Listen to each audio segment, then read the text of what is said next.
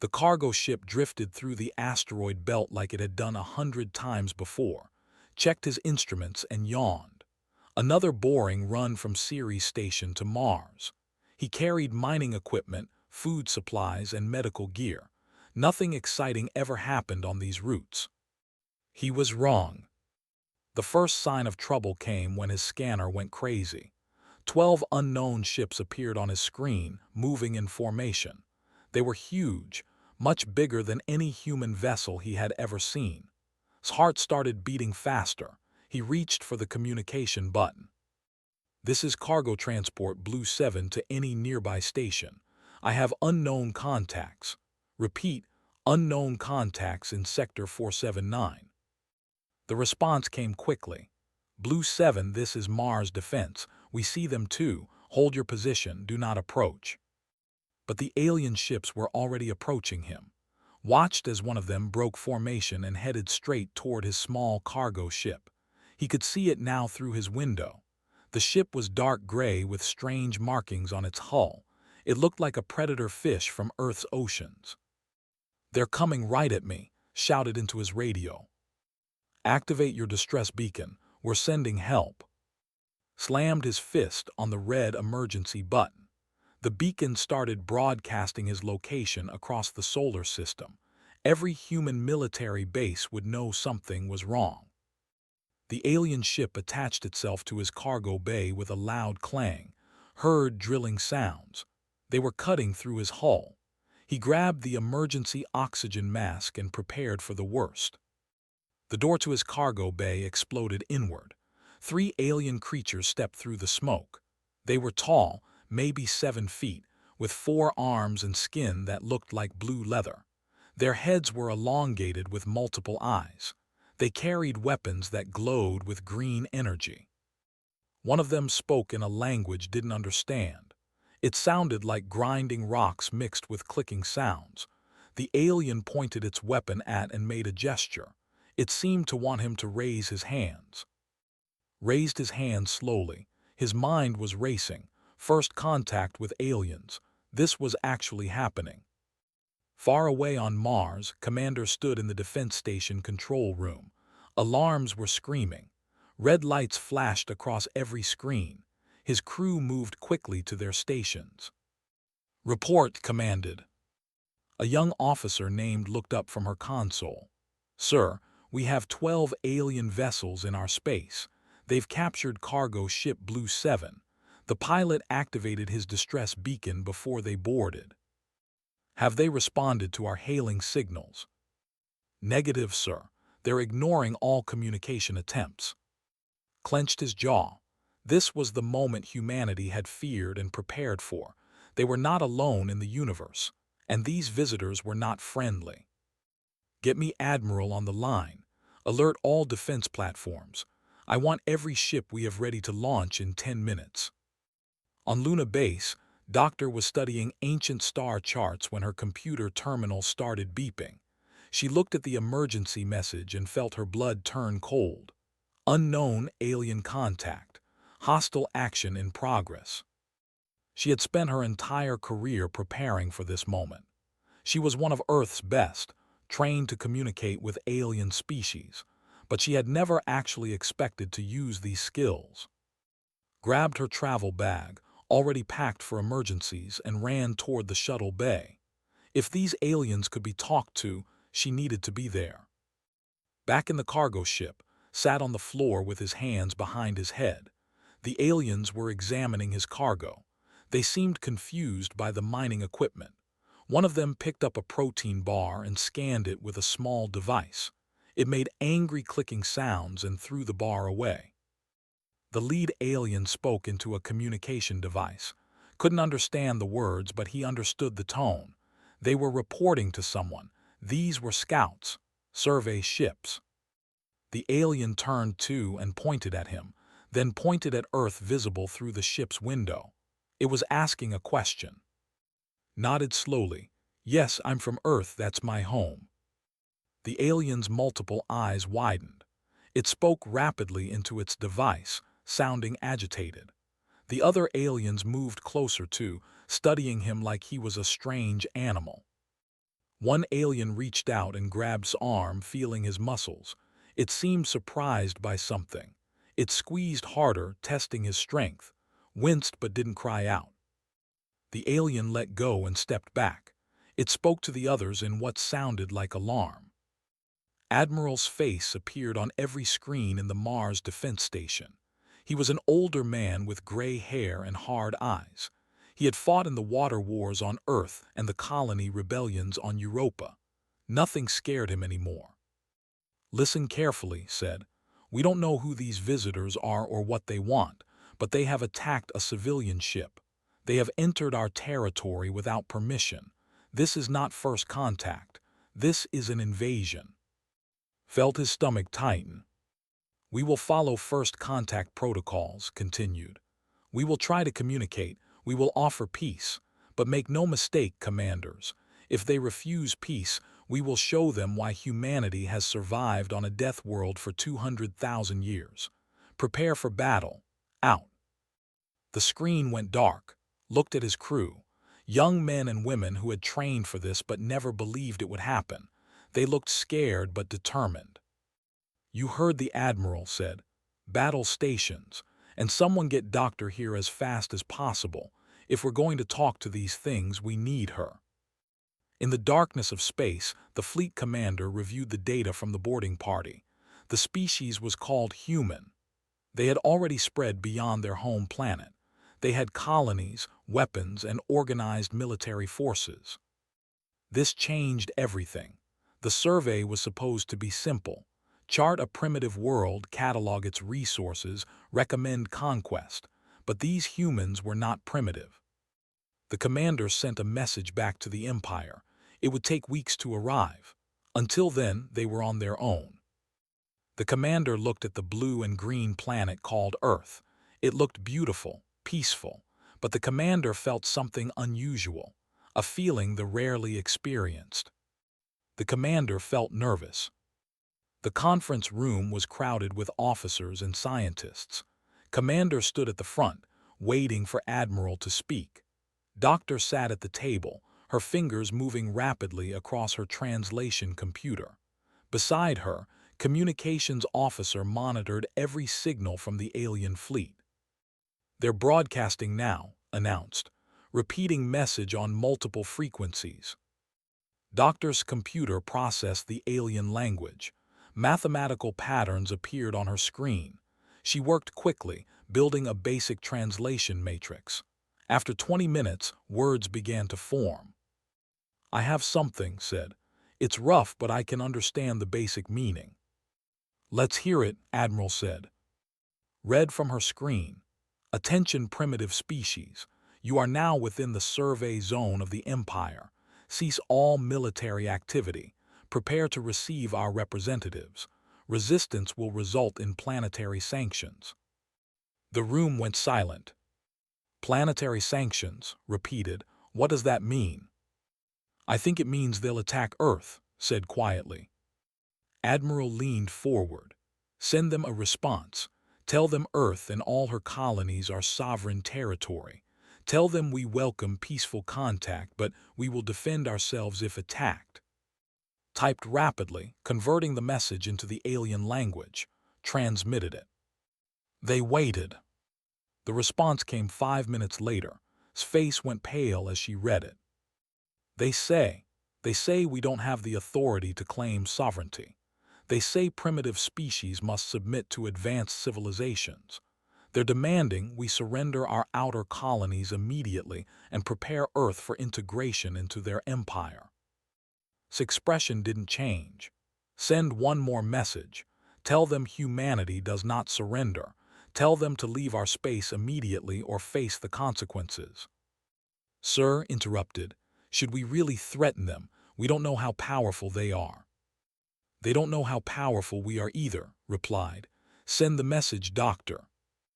On Ganymede, Marine Squad leader Menu received his orders. His team of 30 Marines loaded into drop pods attached to a fast corvette. Their mission was simple: investigate alien activity on Ganymede's surface. 3 ships had landed near the mining colony. They were deploying ground forces. Minyu and his team would intercept them. "Remember your training," Minyu told his squad. "We don't know what these things can do. Stay in formation, watch your sectors, and don't die. I hate paperwork." A few Marines laughed nervously. They were scared. Minyu was scared too, but he didn't show it. The Corvette dropped them 5 kilometers from the alien landing site. The Marines moved across Ganymede's icy surface in their combat suits. Minyu checked his rifle. It was a standard magnetic accelerator weapon. Basically, a very advanced machine gun that shot metal slugs at incredible speed. They found the soldiers spreading out from their landing craft. The aliens wore armor that shimmered like oil. They carried energy weapons and scanning equipment. There were about 50 of them. "Contact in 30 seconds, Minyu whispered into his radio. "Wait for my signal." They didn't see them coming. Minyu's squad had trained in stealth operations on every moon in the solar system. They knew how to use cover, how to move silently, how to be invisible. "Now," Minyu shouted. The Marines opened fire. Magnetic rounds tore through the thin atmosphere. 3 soldiers fell immediately, their armor pierced by the high-velocity slugs. The aliens scattered and returned fire. Green energy bolts exploded against rocks and ice. One Marine took a hit to his shoulder. His armor absorbed most of the damage, but he fell back cursing. Minyu moved forward, firing in controlled bursts. They were confused.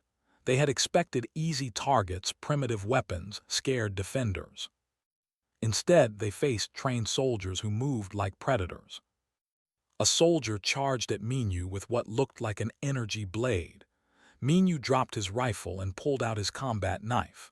The alien was stronger, but Minyu was faster. He dodged the blade and drove his knife into the joint in the alien's armor. The fell, Minyu picked up his rifle and kept moving. The battle lasted 12 minutes. When it was over, 15 soldiers were dead or wounded. The rest had retreated to their ships. Minyu's squad had 3 wounded Marines. No deaths. "Command, this is Minyu. Target neutralized. We're holding the position." "Good work, Marine's voice came through the radio. "Intelligence teams are on the way." Back on the flagship, the fleet commander reviewed the battle reports with growing alarm. The species called humans were fierce fighters. They used kinetic weapons instead of energy weapons, but those weapons were effective. Very effective. More disturbing was the data from the captured human. The boarding party had run biological scans on the pilot named. The results were shocking. Humans came from a high-gravity world. Their muscles were dense and powerful. Their bones were thick and strong. They had evolved to survive on a planet that should have crushed them. Earth's gravity was 1.3 times stronger than the Earth's atmosphere had higher oxygen content, making humans naturally energetic. Earth had extreme weather, dangerous predators, and deadly diseases. Humans had survived all of it. They were apex predators from a death world. The commander sent an urgent message to the Empire. "Recommend immediate military support. This species is dangerous." But the message would take weeks to arrive, and the commander was starting to think weeks might be too late. Doctor received this 3rd message an hour after the battle on Ganymede. She read it twice to make sure she understood correctly. "Admiral," she said, they're afraid." "What?" looked surprised. "Their message. The tone has changed. They're asking about our military capabilities and our expansion plans. They want to know how many worlds we control." Smiled grimly. "They've figured out we're not easy prey." "Send a response," ordered. "Tell them we control this entire solar system. Tell them we have colonies on Mars, the Moon, Europa, Ganymede, Titan, and Ceres. Tell them we have defense platforms around Earth and military bases on every major moon. And tell them this is just the beginning." Looked worried. "Sir, that sounds like a threat." "Good," said. "Let them think we're planning to expand. Let them worry. Fear will keep them honest." Interrupted. "Admiral, the alien fleet is moving. They're heading toward the outer system." They're retreating, said. No, corrected. They're regrouping. They'll try to leave our space and call for reinforcements. He stood up and looked at his officers. We can't let that happen. If they bring their fleet here, Earth could be destroyed. We need to make a decision now. What decision? Asked. His voice was cold and hard. We let them scan us. We let them see our strength. They know we're dangerous now. But if they escape and tell their empire everything they've learned, we become a target, a threat to be eliminated. Understood. You want to stop them from leaving. I want to make sure, said, that humanity's first impression on the galaxy is clear. We are not victims. We are not resources to be harvested. We are survivors, and we do whatever it takes to protect our home. The room was silent. Everyone understood what the Admiral was saying. They were going to hunt the alien fleet. They were going to war. The stealth ship Shadow Dancer moved through the darkness like a ghost. Pilot sat in the cockpit, her eyes fixed on the sensor display. She was following the fleet from a distance of 50,000 kilometers, close enough to track them, far enough to remain invisible. Still heading toward the heliopause, reported through her encrypted communication link. Speed increasing. They're definitely trying to leave the system. Commander's voice came through her earpiece. Stay with them. Don't let them see you. They won't, promised. She was the best stealth pilot in the fleet. Her ship had special coating that absorbed radar and heat. It ran on cold fusion, producing almost no emissions. In the vastness of space, she was practically invisible. Back at Mars Defense Station, intelligence analyst Jinnah worked furiously at her computer. The Marines had recovered a communication device from the battle on Ganymede. Jinnah was trying to crack its encryption. Hours passed. Coffee cups piled up on her desk. Her eyes burned from staring at code sequences. But finally the encryption broke. Got it, Jinnah shouted. Officers rushed to her station. She played the intercepted messages. Doctor translated quickly. Fleet Commander to High Command. Emergency priority. Survey of system designated Terra 4739 reveals unexpected threat. Indigenous species is technologically advanced and militarily capable. Species designation, human. Designation, Earth. Classification, high-gravity death world with apex predator sentience. Felt a chill. They're calling us predators. Jinnah continued reading. Recommendation, immediate military response. Minimum force requirement, battle fleet strength. These creatures are dangerous.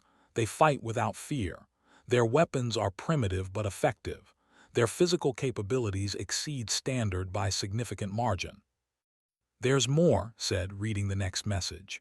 Warning to all vessels. Avoid direct engagement with human forces. Attempt peaceful withdrawal. If withdrawal is prevented, prepare for total warfare. Admiral entered the room. What else did you find? Jinnah pulled up another file. Intelligence reports on Earth, sir. They've been scanning us. They know about our population, our cities, our industrial capacity. And, sir, they found something else. She displayed an image on the main screen. It showed Titan, Saturn's largest moon. Specifically, it showed the ancient ruins humanity had discovered there 80 years ago. The detected energy signatures from the ruins, Jinnah explained. They think we've been reverse engineering alien technology. Have we? Asked. Dr. Sora stepped forward. She was the head of Earth's weapons development program, a small woman with sharp eyes and a sharper mind. Yes and no, Sora said. The ruins on Titan belong to a civilization that died out millions of years ago. We call them the Builders. They left behind warnings carved in mathematical language, universal concepts that any intelligent species could understand. Warnings about what? Asked. About expansion wars, Sora replied. The Builders fought against empires that spread across the galaxy, consuming everything in their path. They lost, but before they died, they left messages. They warned that younger species would face the same threat. She pulled up holographic displays showing builder artifacts. We've studied their technology, yes, but we couldn't reproduce most of it. What we did learn was strategy. The builders taught us that young civilizations survive by being too dangerous to attack, by making conquest cost more than it's worth. That's why we militarized so heavily, realized. The colony defense platforms, the marine divisions, the stealth ships, we've been preparing for this. For 80 years, confirmed. Since we found those ruins, Earth's governments made a decision. We would never be caught unprepared. We would never be victims. He looked around the room. And now that decision is going to save us. Or doom us, said quietly. If we attack that fleet, we're starting a war with an entire empire. They started it when they boarded our ship, replied. Now we're going to finish it. Dr. Sora, what's our military status? Sora brought up tactical displays. We have 47 warships ready for combat. Cruisers, destroyers, corvettes, and frigates. Another 30 ships can be combat-ready in 12 hours. We have defense platforms around Earth, Mars, and the major moons. Total weapons platforms, 312. Against their 12 ships, those are good odds, said. Against their empire, those are terrible odds, countered. Made his decision. We can't think about their empire right now. We think about their fleet. Those 12 ships have intelligence about our defenses, our capabilities, our location. If they make it home, the empire will know exactly how to attack us. So we stop them, Sora said. We stop them, agreed. But not by destroying them, by capturing them.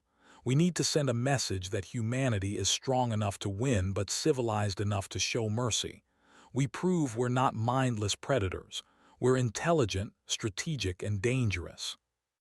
Jinnah looked up from her computer. Sir, I'm detecting something in the communications. They're arguing among themselves. Some of their captains want to fight us. Others want to run. Their fleet commander is losing control. They're scared, said. Good, replied. Fear makes people make mistakes. Are you still tracking them? Yes, Admiral's voice came through the speakers. They've crossed the orbit of Neptune, still heading outbound. How long until they reach jump distance? At current speed, about 18 hours. Turned to his tactical officer. Alert all combat ships. We launch in 6 hours. I want a pursuit formation. Fast attack ships in front, heavy cruisers following, support vessels in reserve. What about the cargo pilot? Asked. He's still aboard one of their ships. That's why we're not going to blow them apart, said. This is a capture mission. We disable their ships, board them, and take them intact. Every alien we capture is a source of intelligence. Every ship we take is a sample of their technology. Felt the weight of what they were about to do. Sir, even if we succeed, the Empire will eventually come looking for their fleet. Let them come, said. By then we'll be ready, and they'll know what happened here. They'll know that Earth is defended by a species that evolved fighting for survival every single day. They'll know we don't give up, we don't surrender, we endure. Dr. Sara smiled grimly. We'll give them a choice, peace or war, respect or regret. Exactly, said. Now get to your stations, we have a fleet to catch. Across the solar system, human warships powered up their engines. Marines loaded into assault shuttles. Weapons platforms armed there and missile batteries. Every man and woman knew what was at stake. This was humanity's introduction to the galaxy. They would make it count.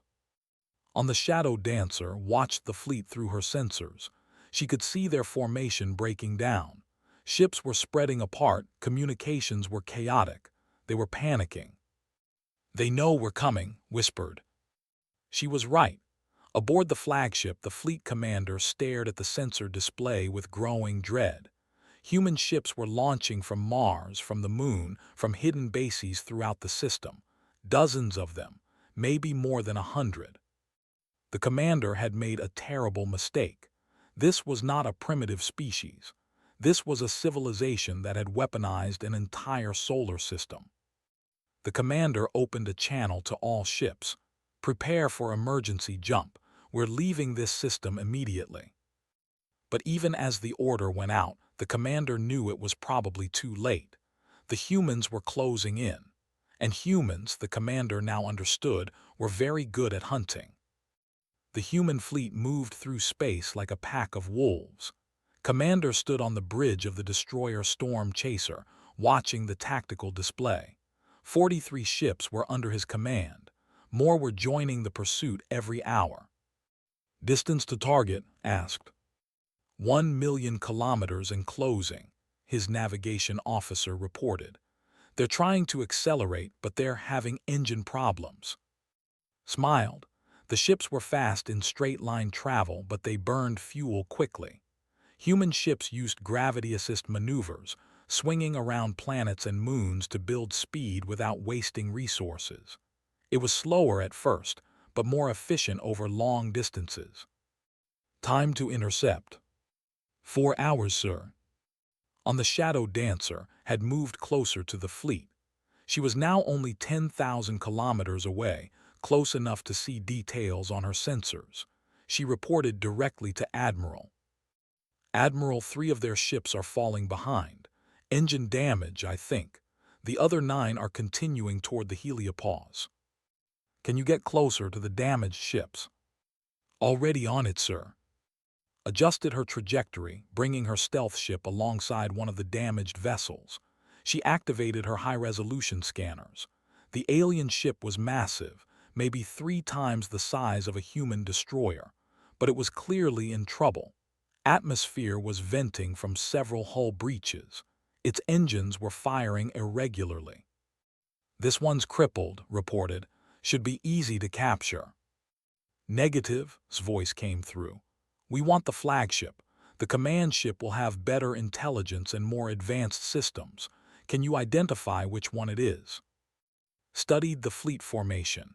One ship was larger than the others and positioned at the center. Got it. The big one in the middle. Hull markings are different from the others. That's our target. Mark it for Marine Squad Leader Minyu. He's going to board it. Minyu was already in position. His team of 40 Marines was loaded into 6 assault pods attached to a fast-attack corvette.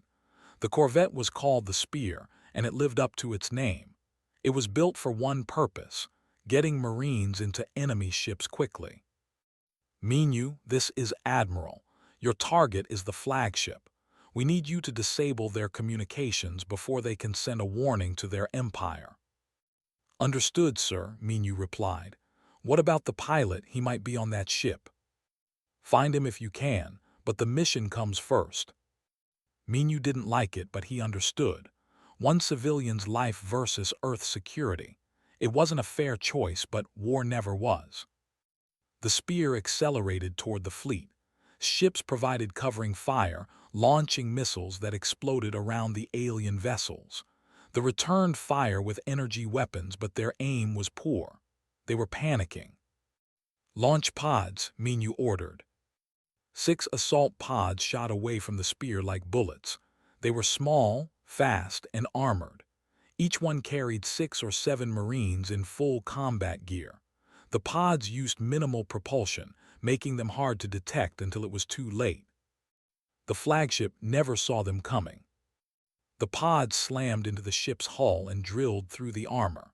Minyu's pod breached first, cutting through 3 meters of alien metal in seconds. The Marines piled out into a corridor. Move, move, move, Minyu shouted. They were inside an enemy warship. The corridor was larger than human ships, built for the tall species. Emergency lights flashed red. Alarms screamed in the alien language. A soldier appeared around a corner carrying an energy rifle. Minyu shot it 3 times before it could fire. The magnetic rounds punched through its armor. The alien fell. Section A secured, one of his squad leaders reported, heading to engineering. Section B moving to the bridge, another said. Minyu led his own team toward the communications array. According to the ship schematics Jinnah had extracted from captured data, it should be 3 levels up and forward. They encountered more soldiers. The fighting was close and brutal. In the narrow corridors, the aliens' energy weapons were less effective. Human rifles and combat knives worked better. One tried to fight Minyu hand-to-hand. Big mistake. Minyu had trained in zero-gravity combat since he was 18. He used the alien's momentum against it, flipping it into a wall. His combat knife found the weak spot in its armor. Communications array located, a Marine reported. Heavy resistance. Minyu and his team rushed to the position. They found 8 Marines pinned down by defenders. The communications room was fortified with energy barriers. Breaching charges, Minyu ordered. 2 Marines placed explosive charges on the barrier generator. Everyone took cover. The explosion ripped through the corridor, disabling the barriers. The Marines stormed the communications room. The defenders fought desperately, but they were outnumbered and outfought. Within 2 minutes, the room was secure. Minyu looked at the alien equipment. Anyone know how to work this? Working on it, sir, a tech specialist said. She connected a human computer to the systems and started running analysis programs. Suddenly, alarms blared throughout the ship. They're trying to activate a quantum beacon, the specialist shouted. If it goes active, it'll send a signal all the way to space instantly. Shut it down. I'm trying, the system is locked. Minyu made a decision. He raised his rifle and shot the main console. Sparks flew. The alien equipment exploded in a shower of components. Beacon offline, the specialist confirmed. Good shooting, someone said. Outside the ship, Commander watched as the human fleet surrounded the vessels. His ships targeted engines and weapons systems with precision fire. Rounds tore through alien hulls, disabling but not destroying. 2 ships tried to run. Human corvettes chased them down, using superior maneuverability to cut off their escape. Missiles disabled their engines. The ships drifted helplessly. Another ship tried to fight back. It fired its main weapon at its destroyer. The energy beam hit the storm chaser's shields, overloading them. Damage alarms screamed. Return fire, ordered. The storm chasers spoke. Solid slugs traveling at a significant fraction of light speed slammed into the ship. The first shot destroyed its main weapon. The second penetrated its engine core. The ship went dark. Target neutralized, the weapons officer reported. Within an hour, it was over. All 12 ships were disabled. 3 were completely destroyed, their crews dead. 9 were captured intact. Marine teams were boarding each one, securing the vessels and taking prisoners. On the flagship, Minyu found the command bridge. The commander sat in a large chair, surrounded by consoles. The alien looked defeated. Minyu pointed his rifle at the commander. Order your crew to surrender. The commander stared at him with its multiple eyes. It spoke in its own language. Minyu's translator struggled to keep up. You are Death World creatures, the commander said. We thought we were the hunters, we were wrong. You came to our home, Minyu replied. You threatened our people, what did you expect? The commander made a gesture that might have been a shrug. We expected easy prey. We found apex predators.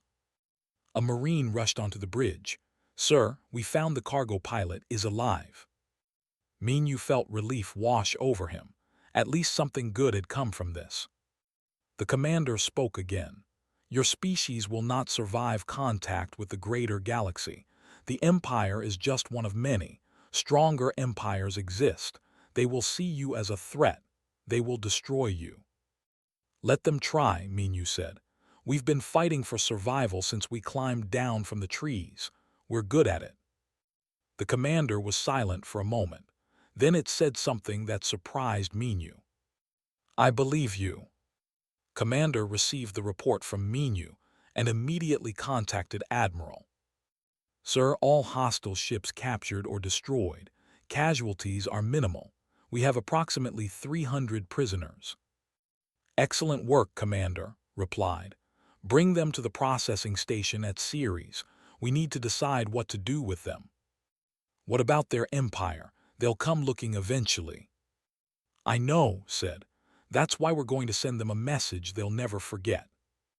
The holding facility at Ceres Station was designed for criminals and pirates, not alien prisoners of war, but it worked well enough. 300 sat in cells, guarded by human marines. They were given food, water, and medical treatment. None had been harmed since their capture. Doctor walked through the facility with Admiral. She had been interviewing the prisoners for 3 days, learning their language, understanding their culture. They're terrified, reported. Most of them expected to be executed immediately. Why would they think that? Asked. Because that's what the Empire would do. Enemy soldiers are considered dangerous even as prisoners.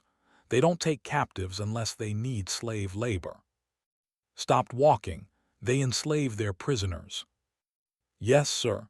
It's standard practice in their empire. Conquered species become worker populations. The Admiral's expression hardened. That's what they planned for us, for Earth. Yes, confirmed. The survey mission was just the first step. If we had been primitive, they would have cataloged our resources and recommended conquest. Humanity would have been enslaved within a generation. Was quiet for a moment. Then he said, make sure the prisoners understand that we don't operate that way. Make sure they know we're treating them with respect. Why? Asked. They wouldn't do the same for us.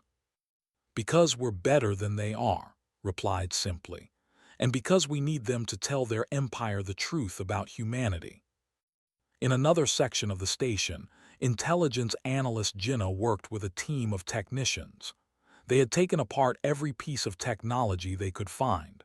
Computers, weapons, engines, everything. What have you learned? Commander asked, visiting her lab. Jinnah gestured to a holographic display showing a star map. The Empire controls 47 star systems. They have a total population of about 12 billion across all their worlds. They've been spacefaring for roughly 3,000 years. That's a long time, said. Yes, but they expanded slowly. They're not particularly aggressive by galactic standards, more like opportunistic. They look for weak targets and absorb them. Like they tried to do with us. Exactly, but here's the interesting part. Jinnah pulled up another display. The Empire is surrounded by much stronger civilizations. They're actually a mid-tier power. They survive by being careful not to provoke their neighbors. Understood, so if we seem too strong, they'll leave us alone. More than that, Jinnah said. If we handle this correctly, they might actually want to trade with us. The respect strength. They fear it, but they also respect it. What about the fleet we captured? Won't they want revenge? Jinnah shook her head. I've been analyzing their military doctrine. The don't waste resources on revenge. If an operation fails, they cut their losses and move on. They're practical that way. This gave an idea. What if we give them back their survivors, as a gesture of goodwill? That could work, Jinnah agreed. But we need to make sure they understand the terms. This isn't surrender. This is mercy from a position of strength. Admiral called a meeting of all senior officers. The conference room was packed. Dr. Sora, Commander Jinnah Minyu, and a dozen others attended. We need to make a decision, began. We have 300 prisoners and 9 captured ships. We can't keep them indefinitely. We have 3 options. 1. We execute them as enemy combatants. 2. We hold them permanently as prisoners. 3. We return them to their empire. Execution is wrong, said immediately. They were following orders. They're soldiers, not war criminals. Agreed, said. I won't kill prisoners. That's not who we are. Holding them permanently is expensive, Dr. Sora added. We'd need to build proper facilities, allocate resources, guard them forever. It's not sustainable. Which leaves option 3, said. We send them home. Minyu spoke up. Won't that make us look weak, like we're afraid to fight? Not if we do it right, Jinnah explained. We return them with conditions. We make it clear this is a choice we're making, not something we're forced to do. We demonstrate strength through mercy. Nodded, that's what I'm thinking. We repair one of their ships, we load it with survivors, and we send a message with them. What kind of message? Asked. A complete record of everything that happened here, said. Every battle, every engagement, every ship we captured. We show them our military capabilities. We show them our technology. We make it absolutely clear that attacking Earth would be costly. And then we offer peace, Dr. Sora said, catching on. We give them a choice, war or diplomacy. Exactly, confirmed. We make them understand that humanity is too strong to conquer easily, but civilized enough to negotiate with. The officers discussed the plan for hours. They refined details, considered risks, prepared contingencies. Finally, they voted. The decision was unanimous. They would send the home with a message.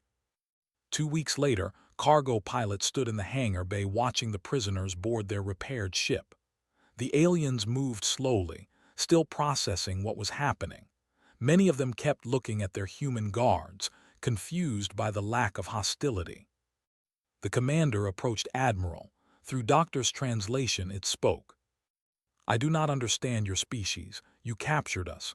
You could kill us or enslave us. Instead, you feed us, heal our wounded, and return us home. Why? Considered his answer carefully. Because we've learned from our own history. Humans fought each other for thousands of years. We know what cruelty looks like. We know what it costs. We choose a different path now. The commander's multiple eyes blinked. You are strange creatures. Maybe, agreed. But understand this, we are returning you as an act of mercy, not weakness. We could have destroyed your fleet completely. We chose not to. If your empire comes to Earth again, come in peace, or don't come at all. The commander made a gesture of understanding. I will deliver your message. I will tell the empire what I witnessed here. I will tell them that Earth is defended by creatures who fight like demons but show mercy like saints. That's all we ask, said. Watched as the last prisoner boarded the ship. He had spent weeks in captivity, not knowing if he would live or die. Now he was free, and his captors were also going free. It was strange, but it felt right. Piloted an escort ship alongside the vessel as it left human space. She carried data cores containing humanity's message, detailed recordings of the battles, specifications of human weapons and defenses, population statistics, industrial capacity, and a clear diplomatic statement. The message was simple. Humanity claims this solar system. We are willing to engage in peaceful trade and diplomacy with other civilizations, but we will defend our territory with everything we have. Choose wisely. Accompanied the ship to the edge of the belt, then turned back. She watched as the alien vessel jumped to faster-than-light travel and disappeared. Message delivered, reported to command. Back on Earth, people gathered to watch the news broadcasts. The story of humanity's first contact with aliens dominated every channel. Some people were scared, others were angry, many were proud. In her apartment, Doctor watched the footage of the ship departing. She felt tired but satisfied. Humanity had faced its first test on the galactic stage. They had fought when necessary, but they had also shown restraint. They had proven they were more than just violent apes from a death world. They were a civilization worth respecting. 6 months passed. Intelligence analyst Jinnah was working late when her computer alerted her to incoming signals from deep space. She analyzed the data and felt her heart race. Admiral, she called over the communication system, you need to see this. Arrived in the command center within minutes. What is it? Jinnah displayed the sensor readings. Ships entering our space, multiple contacts, but sir, they're broadcasting on diplomatic frequencies. How many ships? 3 mid-sized vessels. No weapons powered up. They're requesting permission to approach Earth. Studied the data. Can you identify them? Yes, sir, they're ships, but they're not military. These are diplomatic vessels. The Admiral allowed himself a small smile. They got our message. What do we do? Jinnah asked. Thought for a moment, then he said, we do what civilizations do, we talk, send them approach coordinates, alert the diplomatic corps, and Jinnah. Yes, sir. Get Doctor, we're going to need her. As the diplomatic convoy approached Earth, looked out at the stars, humanity had taken its first step into a larger universe. They had announced themselves not as victims or conquerors, but as equals. The galaxy would learn that Earth was home to a species that had climbed to the top of the food chain on a world that tried to kill them every day. A species that had learned to cooperate despite their violent nature. A species that could be fierce in war but generous in peace. The galaxy would learn that humanity was here to stay. And if anyone doubted it, they only needed to remember what happened to the Recon fleet. They sent 12 ships to survey a primitive world. None of them returned as conquerors. All of them returned as messengers, carrying a simple truth. Earth was claimed and humans were not prey. They were predators who had learned to be people. And that made them more dangerous than any empire could imagine.